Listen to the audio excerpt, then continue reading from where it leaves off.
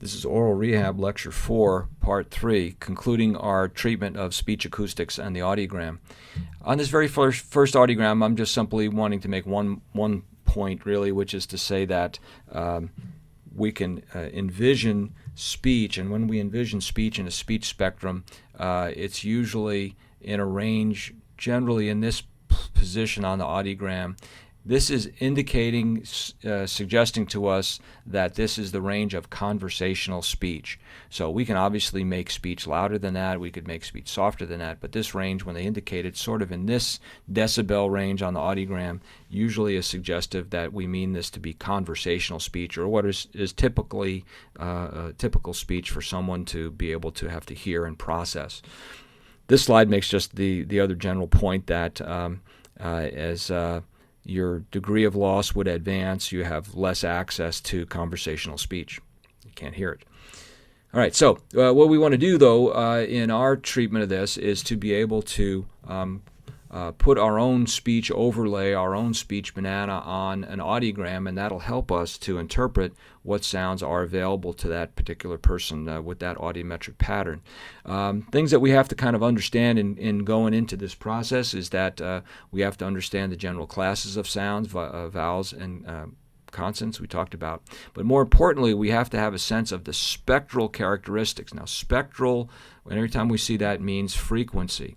So in order for us to do this in a meaningful way, we have to have some basic idea of the frequency components of all of the individual sounds that we use in our language, in English in our case.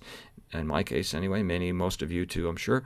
And so we have to know what the frequency content of those sounds are. Second, the last thing that we need to know is, basically what we've already talked about is how important are these individual sounds. So some sounds being more important than others. Now, in order to actually apply a speech overlay and understand a speech overlay, you basically have to have the sense that what we're doing is we're looking at average conversational speech. Now, on an audiogram, that's generally given as 45 dB audiometrically, which in dB for an audiogram is 45 decibels hearing level. This equals approximately, in sound pressure level, 65 dB SPL. I ran out of screen. 65 dB SPL. The other thing that we have to know in order to do this is we have to have to agree on what the shape of the spectral envelope or that shape of that speech banana is going to be in it. Remember, the other thing to consider is that all speech sounds are going to be inside this envelope, this kind of statistical envelope. So we think about it, there's about 46 or more different phonemes in English, and they're spread all over the audiogram. This is out of your book. They're listed in IPA, and you can see that it's kind of a mess. But if you really kind of look and in a different way, you're seeing the speech envelope right like that. So that's really not much different. Sorry if my drawing didn't capture everybody, but there it is. I mean, that's sort of the same, general basic idea that all of the sounds of speech are kind of inside this envelope. There isn't anything in conversational speech that's less amplitude or more amplitude or lower frequency or higher frequency. So everything is within that envelope. And you're probably saying, well, wait a minute, I'm not going to be able to learn all of those, and certainly not in the time we have for this course.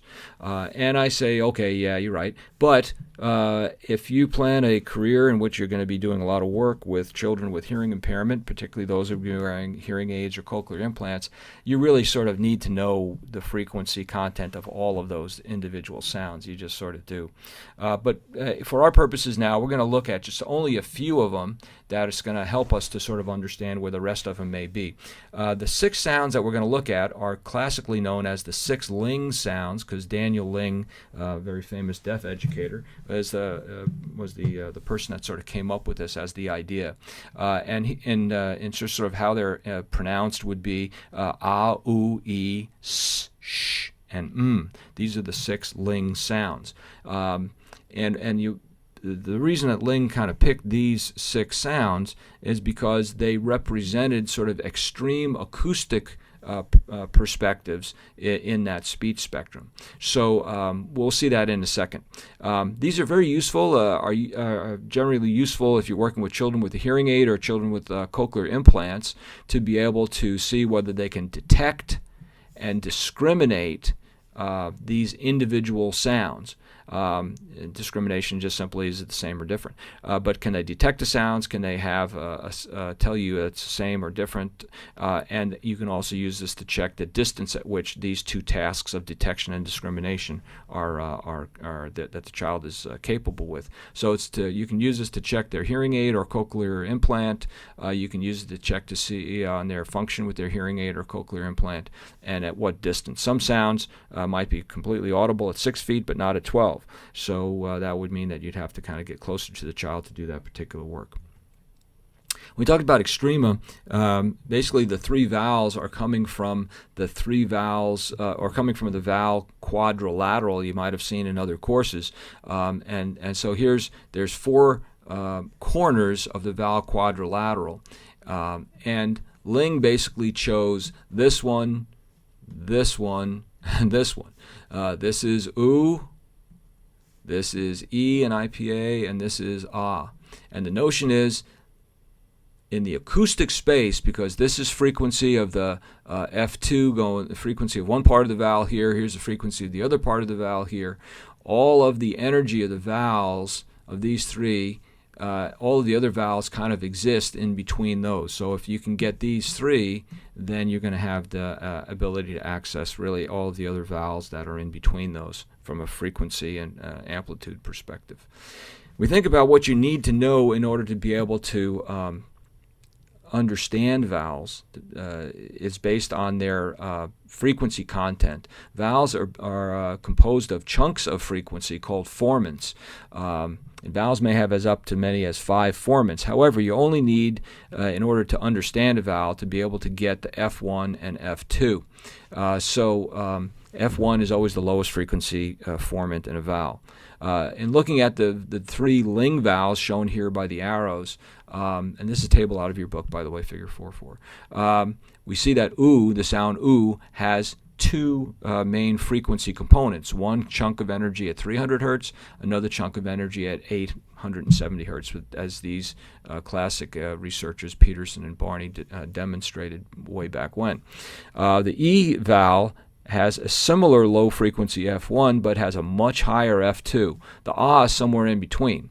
So again, these vowels depict, and all of the other vowels here that are shown are all in between those. So these are the three Ling vowels. To show them now in English as well as the IPA, we can see that again here's the F1s and F2s for those three vowels. Not exactly the same. I'm trying to give you sort of just more general numbers, but the range is going to vary also as a function of gender and age and so on. But this is an approximation to adult male production of these vowels. The two sounds, the s and the sh, are fricative, so they're really a band of frequency that begins at around 3,000 hertz for the s and ends at around the 6,000 hertz. The sh sound begins at around 1,500 hertz and goes all the way up to 4,000 hertz as a band of frequencies. So it's all throughout that frequency range. The sound has most of its energy around 300 with a little bit, some of the slightly higher frequencies, but all very low frequency energy.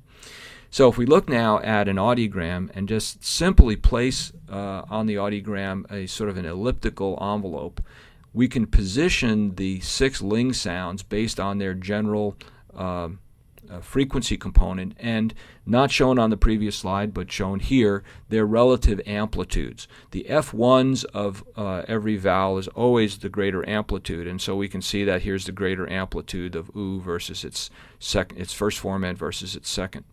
All right, so first point, each vowel is shown here twice, because here's an F1 of oo, here's an F2 of oo. Here's F1 of ah, here's the F2 of ah. Here's the F1 of E, here's the F2 of E. Again, shown in IPA. Sorry. So all vowels have these two chunks. The sound has most of its energy in around 300 hertz, so it's shown only in one place.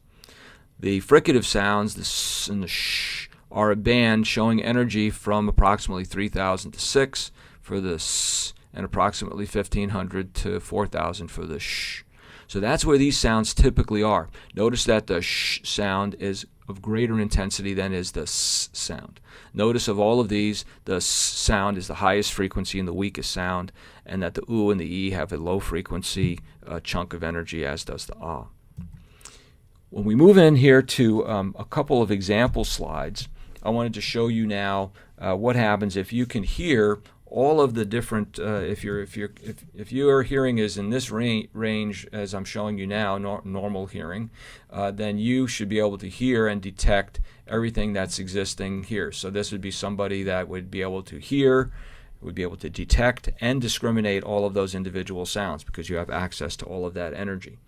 On the other hand, if you had someone whose hearing levels if someone whose hearing levels were all in this range, they would not detect conversational speech at all, and therefore they would not be able to detect nor discriminate any of those individual sounds. So let's look at some of these kind of in-between cases. So if we looked at an example in which somebody has a primarily low-frequency hearing loss, so I missaid that, primarily a high-frequency hearing loss with good low-frequency residual hearing. So someone who hears through 1,000 hertz but has a mild hearing loss in the higher frequencies, their audiogram would look like this. So we could do an AI on them, but more specifically, what are we looking at here? They're able to hear all of these sounds. So they're able to detect all of these sounds.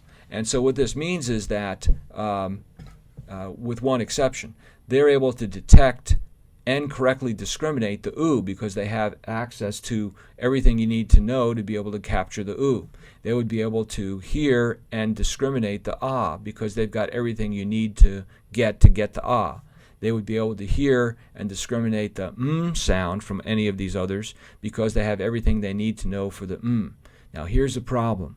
They cannot detect the s sound. It's just not in their range of detection. They cannot detect the sh sound. So they can't detect the s. They cannot detect the sh. And therefore they can't have any higher level processing with it. Now, oddly enough, they are able to detect the e because they can detect the first formant of it, but because they do not get the second formant, they can't discriminate it. So oddly enough, this would be someone that if I said a word that had a similar low frequency F1, so if I said the word knee, if I said the word knee to you and you didn't hear above 1,000 hertz, you would actually hear the word new. That's what you would hear. You would not hear an E sound, you would hear an oo vowel there. Because you would confuse it because you didn't have enough of the E to make that particular distinction. On the other hand, let me go back one more. If we go here, if we have someone whose audiometric configuration is such that they heard sort of like that, then they would be able to hear and discriminate all of the ling sounds, except they wouldn't be able to detect and discriminate the s sound. In this case, they would hear the e, and they would hear enough of the sh sound to be able to detect it.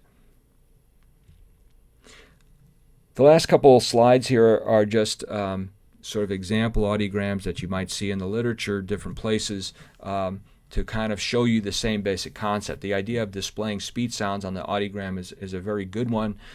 So this is kind of a teaching audiogram. A here means how they hear with their hearing aids. In this particular case that they're trying to show you that, well, here's a child, and with their hearing aids on, they're able to hear all of these sounds, but they're still, even with their hearing aid, would be missing these sounds. That's what they're trying to show you. They're trying to show you also here where are some typical sounds in the environment. You can see that most things in the environment are pretty intense from an amplitude point of view. This final slide is from a resource that I gave you the URL to in Moodle. from a cochlear implant company, cochlear.com, and a resource they called Speech Acoustics Made Easy. The cochlear implant companies are very involved in speech acoustics, not surprisingly, because the value of their product depends on that their users are able to access these frequencies. So here's again a general notion of at least where some of these sounds are on the audiogram, again overlaying with those sort of environmental sounds, and so you can see people are copying other people as well. Here they don't have it in IPA, so that parents and all have a better sense of where these particular sounds are. So again, the basic idea is that, well, we're not showing the Ling sounds here. We certainly could draw in a Ling audiogram that would look a Ling speech banana, something like that, and so we know that we have the oo and the e down here. We have another oo there. We have an e second formant there. I showed the sh sound as being somewhere. No, that's wrong. I showed the sh sound as being somewhere in here, and I showed the sound as being somewhere in there. So they're showing it these sounds at much higher frequencies and much lower amplitudes than is consistent with what I know, but that's how they show it. So again, you will see some variability across these kinds of treatments, but you got the basic idea that the speech sounds are distributed across the audiogram. I'd encourage you to at least kind of accept one model, maybe the example that I gave you to kind of get started with in terms of looking at what sounds are available where. With that, we conclude Lecture 4.